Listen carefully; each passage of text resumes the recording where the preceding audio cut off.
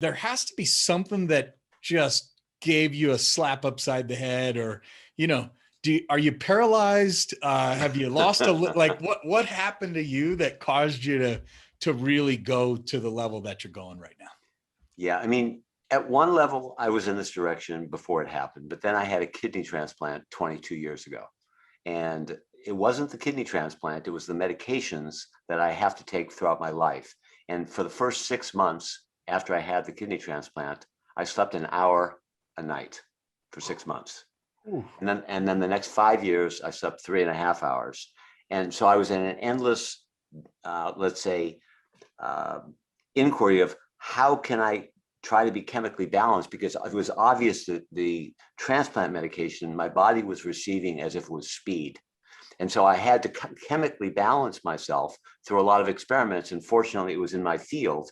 And so about 5 years ago, and it really is somewhat miraculous, I found a chemistry that really, through trial and error, through having a root canal and using a little bit of painkiller, it allowed me to feel better than I had since before the transplant. And I said, well, what if I use a tiny little dose of that?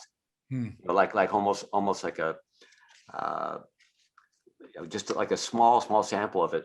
I wonder if it would do that. And it has now for 5 years. And so I went after the first 10 years, I went through 10 years of hell where I was so exhausted. I was so depressed, anxious, and it became clear at that point, the only thing I still had the capacity really to do was to be using my will and my wisdom, and to be able to be empathic for others in the moment.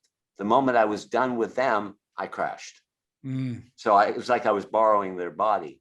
And so for 10 years, I was completely wiped out. And then I realized, you know what? I'd always evaluated myself based on how do I feel. And then I realized, that's a terrible barometer, because I have no capacity to feel good right now. But I can still be wise. I can still be helpful. I can still use my will. It kind of reminded me of Viktor Frankl and the work that he did, coming out of the Nazi prison camps and being an inspiration for all the people there, and using his sort of divine will. It's not even really sort of, it's really his divine will, and then making a whole psychology based on it.